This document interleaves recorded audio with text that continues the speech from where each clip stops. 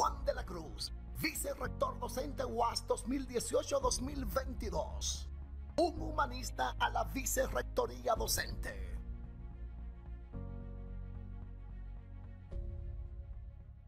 Sino también la parte histórica, es muy importante para que esa memoria histórica del pueblo dominicano esté siempre ahí alerta. Tenemos aquí al profesor Juan de la Cruz. Juan, muy buenos días. Un placer, gracias por Riva acompañarnos. y Pedro. Bienvenido, Juan. Aparte de historiador, Juan es aspirante ahí en la universidad, ¿verdad, Juan? A la vicerrectoría docente de la UAS. A la vicerrectoría docente, eso es importantísimo. Claro, ¿Y cómo va la claro. campaña?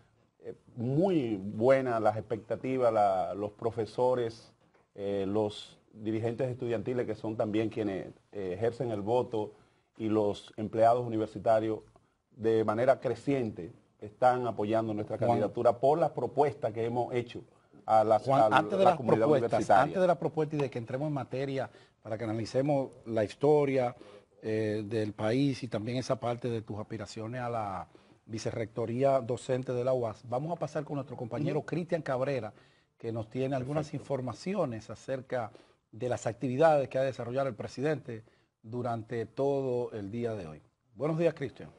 Tener al tanto de la salida desde su residencia del presidente de la República, Danilo Medina, para arribar hasta el Congreso Nacional, donde ha de rendir cuentas al país por sexta ocasión. Nosotros aquí seguiremos conectados con ustedes, pero conversaremos con nuestros invitados, el profesor Juan de la Cruz, pues estará en la próxima media hora aquí analizando algunos puntos históricos del país y políticos también. Así es. A mí se me ocurre preguntarte inmediatamente por qué los trinitarios, luego de esa gloriosa gesta del 27 de febrero, comenzó el 27 de febrero de 1844, no se mantuvieron en el control del Estado. ¿Qué pasó ahí? Fundamentalmente tiene que ver con el hecho de que los sectores conservadores que se habían unido a última hora a la causa separatista, y vale decir en este caso tanto Tomás Bobadilla y Briones, que inmediatamente se tomó el poder, pasó a ser Sánchez el presidente de la Junta Provisional desde la madrugada del 28 de febrero hasta el 3 de marzo estuvo al frente de la Junta, pero esos sectores prácticamente a partir del 3 de marzo eligieron, o sea, una recomposición de la Junta, eligieron a Tomás Bobadilla y Briones como el presidente de la Junta ya más definitiva, y a partir de ese momento esos sectores conservadores tomaron medidas, yo diría, contrarias al interés nacional, como era entregar la bahía y península de Samaná a cambio de un protectorado francés, lo que llevó a Duarte, una vez regresó el 14 de marzo de 1844 y se le colocó como comandante de la Plaza de Armas de Santo Domingo y general de brigada en este caso, se dio cuenta de estos propósitos o despropósitos, vamos a decir, del gobierno que encabezaba Bobadilla. El 9 de junio de 1844 procedió a deponerlo del poder y colocar nueva vez, en este caso a Sánchez, como presidente de la Junta. En ese contexto hubo una situación de crisis, vamos a decir, ya que Mella había sido designado comandante de la Plaza de Armas de Santiago y en toda esa zona del Cibao, Mella, que era un pro-duartista, había iniciado todo un proceso de exaltación de Duarte a la presidencia de la República, estando Sánchez en el poder, de manera que eso motivó entonces pues hay una separación a que Sánchez encargara a Duarte para que fuese a calmar los ánimos que se estaban exaltando en toda la zona del Cibao, y esto evidentemente lo aprovechó Santana para llegar desde Baní, que estaba en Baní con un ejército de su propiedad, podríamos decir, porque eran alrededor de 3.000 efectivos militares que habían pertenecido a su finca del Prado y personas y él los enlistó. Sí, los enlistó. De hecho, Pedro y yo comentábamos ayer que hubo un primer grito de independencia que fue en San José de los Llanos, pero que era que Santana traía todo eso. Venía con ese la noche anterior. Así es. Sí. ¿Cómo contextualizar la carrera militar de Juan Pablo Duarte? Muchos se preguntan, ¿llegó al grado de general por su participación durante el proceso independentista o es Juan Pablo Duarte un militar de carrera? lo fue de carrera. Incluso su hermana Rosa Duarte, en los apuntes, dice que en el año 1834 Duarte ingresó al ejército haitiano con la categoría de Fourrier, que era en este caso lo que hoy llamamos soldado, un simple soldado, y fue escalando posición hasta que en el año 1843 había terminado como capitán del ejército haitiano. Y cuando se produjo el golpe de Estado a Jean-Pierre Boyer, el 24 de marzo de 1844, y se instaló el gobierno provisional, la Junta Popular de Santo Domingo, como se le llamó, encabezada por Arcius Ponti, y donde Mella era secretario de esa junta y Duarte miembro, pues entonces se le dio toda la potestad y se le invistió a Duarte como coronel con toda la potestad también para otorgar el mismo grado de coronel a otras personas en las provincias que visitase por toda la región del este. En ese contexto, entonces, él le propone a Ramón Santana, el hermano de Pedro Santana, que asumiese el rango de coronel como encargado de la plaza de armas del Ceibo, y Ramón Santana dijo, no tengo vocación militar, mi hermano Pedro sí tiene vocación para ello. Y es así entonces cuando se le otorga el grado de coronel a Pedro Santana, y este evidentemente se enrola en lo que es todo el proceso de la proclamación independentista, y eso explica la formación del ejército que hizo Santana en el Ceibo, y como ustedes dicen, en San José de los Llanos, de camino hacia acá, pues prácticamente hacen una proclamación de adhesión al proyecto independentista. Tú sabes, Juan, que a mí siempre me ha chocado que el 27 de febrero se da todo este escenario aquí, la Puerta del Conde, la Puerta de Misericordia, el Trabucazo, y esos hombres y mujeres tan fácil se hacen de la plaza de Santo Domingo. Es decir, ¿qué le pasaba al ejército haitiano? ¿Cuál era? Porque después de 22 años, resulta cuesta arriba que gente, por ejemplo, sin experiencia, ni siquiera armada, hiciera esta revolución, hiciera esta independencia y el ejército haitiano se retirara. Tiene que ver claramente con lo que había sido la acción proselitista de los trinitarios. Como dice José Gabriel García en su obra Compendio de Historia de Santo Domingo, para la noche del 27 de febrero o para días, momentos antes, ya prácticamente todas las municipalidades estaban en manos de los trinitarios. Se hicieron elecciones y casi todas esas municipalidades las ganaron los trinitarios. Y entonces los soldados haitianos, incluso los generales haitianos. Ahora voy. E incluso ya eso significa que habían ganado todos los colegios electorales para elegir a los representantes ante la Asamblea Haitiana.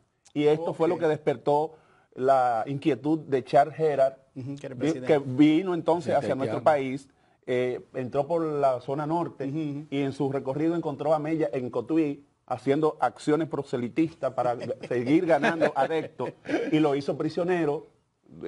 Duró varios meses preso en Haití, en Mella. Es decir, Mella lo apresan en ese proceso. En Cotuí. Y al propio sacerdote, Pusíbera, que era el sacerdote también pro-trinitario, y al sacerdote de San Francisco de Macorís, que tenían un vínculo, el de Cotuí y el de San Francisco, en todo ese proceso. Es decir, habían ganado la población dominicana en todos sus estratos. Y lo propio había ocurrido con el centinela de la Puerta del Conde, el señor Valentín Girón, que había sido ganado por las ideas trinitarias. Por eso no hubo resistencia en la Puerta del Conde cuando se hace la proclamación de la República el 27 de febrero en la Arcada del Conde o Puerta del Conde, y evidentemente en esa circunstancia es que no hubo ningún tipo de resistencia ahí, y de ahí entonces pasan a lo que es vamos a decir, el Palacio de Borgelá, que está ubicado aún hoy día en lo que es la Isabel la Católica, esquina Calle Conde. Ahí estaba el Palacio de Gobierno de Desgroc, en este caso, era el general Desgroc, era el representante en ese momento de las milicias haitianas, y prácticamente los dominicanos lograron sitiar y plantaron sede. ¿Por ahí no se tiró un tiro? Sí, hubo resistencia. Hubo resistencia. En principio. Se combatió. Sí, hubo combate, hubo varios heridos, incluso en ese contexto, y varios muertos, pero finalmente los dominicanos tomaron el control. Profesor de la Cruz, le pido nuevamente su anuencia para conectar con nuestra compañera Yaciris Sánchez, que está en el Congreso Nacional. Buenos días, Yaciris. Sintonía. Estamos conversando con el profesor Juan de la Cruz, aspirante a vicerrector, docente de la Universidad Autónoma de Santo Domingo, pero también estamos dando algunos puntos de la historia para ir aclarando, ¿verdad? Claro. Yo retomo diciendo, por ejemplo, ¿por qué tan tarde esa primera enfrentamiento, esa primera batalla, el 19 de marzo? Si pasaron casi 2 semanas. Lo que pasa es que el presidente de la República de Haití personalmente encabezó el ejército por la parte sur. Okay. Y eso es entendible en virtud de que el trayecto de Haití hacia República Dominicana a caballo y otra parte a pie no es fácil. De manera que tuvieron que además enfrentar distintos conatos de resistencia en toda la zona de Hondo Valle, Las Matas, San Juan de la Maguana, que era por donde venía el presidente, y por el suroeste, Neiva, toda la resistencia, por ejemplo, en Fuente del Rodeo, en Las Marías, en La Jicotea, hasta llegar a lo que es el río Jura, el río antes de llegar a Asua, que también ahí la avanzada de los dominicanos le hicieron resistencia, y eso fue lo que permitió que el general Sufrón, Agustín Sufrón, llegase después de la batalla del 19 de marzo. O sea, Sufrón no llegó antes, no llegó en medio de la batalla ni antes de la batalla, sino después. Y eso es lo que permite que el general Pedro Santana retirar sus tropas después de haber triunfado frente al presidente Gerard. Entonces se recompone las tropas haitianas y vuelven sobre sus fueros. O sea, aprovecharon el vacío. Y Sufrón entonces logró contactarse con el presidente que había sido derrotado y lograron entonces volver sobre la ciudad de Asua, y es ahí entonces donde designan a Duarte el 21 de marzo, 2 días después, como general adjunto del general Santana, para poder repeler el intento de dominio de los haitianos en este caso.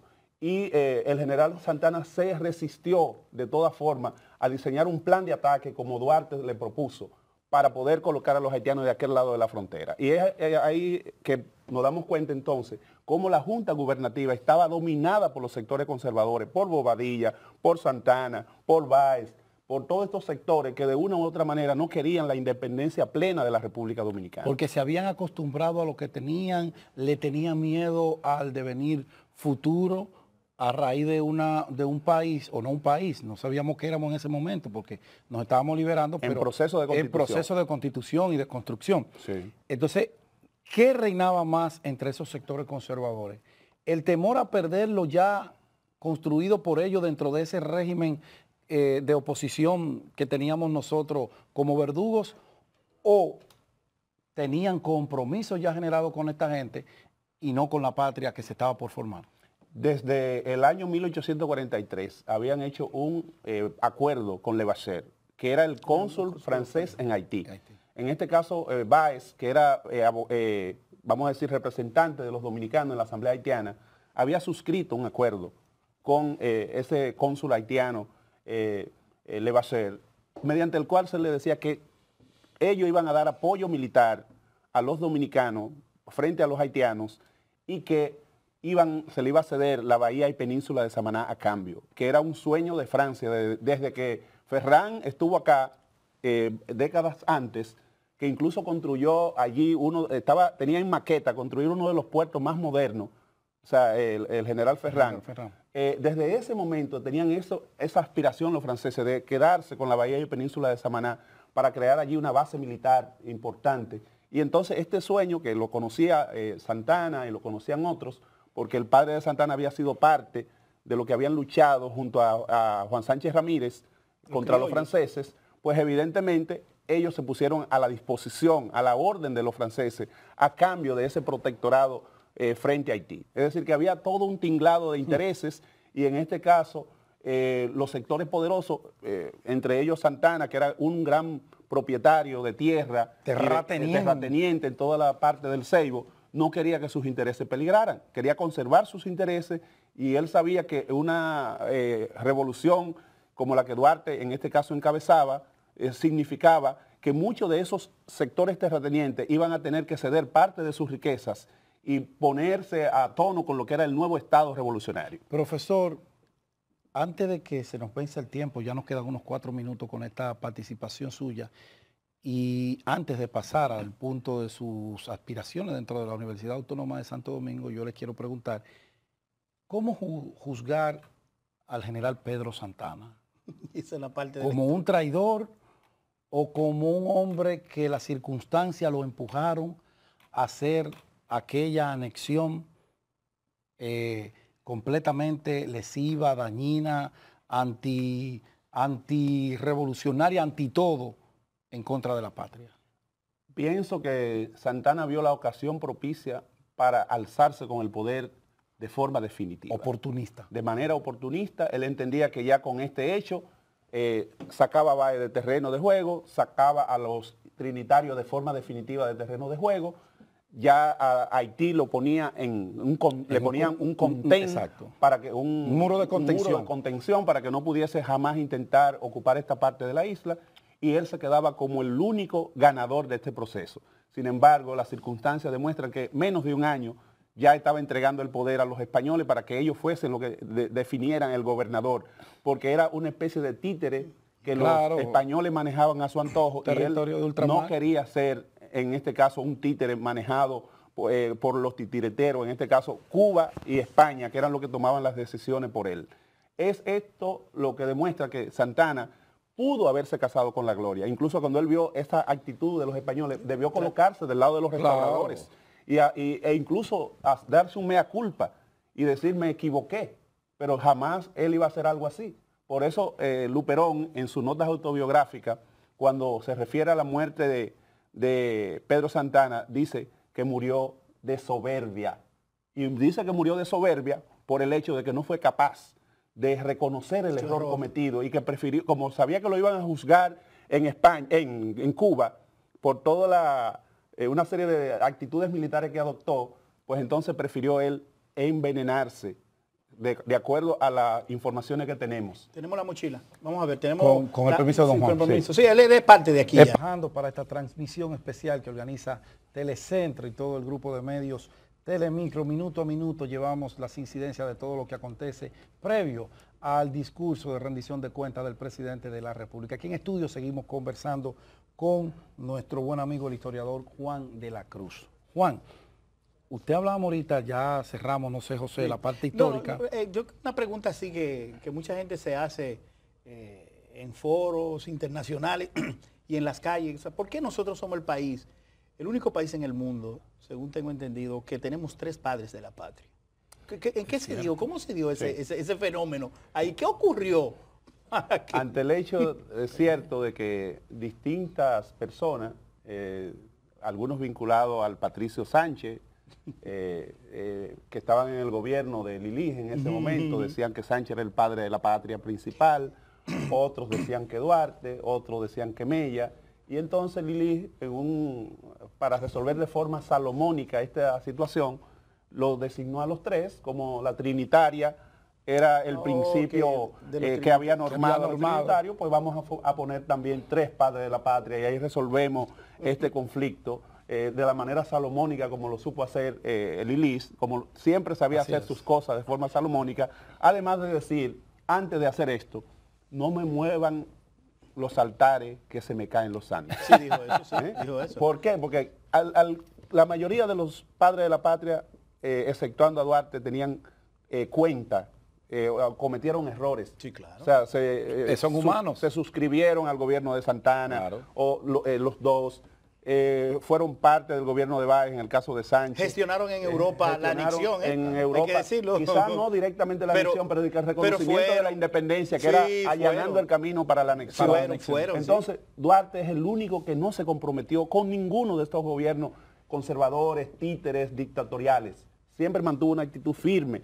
Prefirió mejor estar en el exilio y no comprometerse con estas acciones de estos gobiernos descaminado, vamos a decir, que lo que hicieron fue entregar la República al mejor postor. Profesor de la Cruz, yo le invito para que analicemos la parte de su candidatura, ya en una entrevista más formal para hablar de política. Una pincelada rápida de sus aspiraciones. Sí, brevemente decir que más que aspiraciones personales, lo que buscamos es una transformación de la UAS en el ámbito docente, en el ámbito académico. La UAS no puede seguir de espalda a los cambios que vive el mundo de hoy. La UAS tiene que estar conectada a ese mundo de hoy, que implica que las carreras que ofrezca no pueden ser solamente carreras presenciales.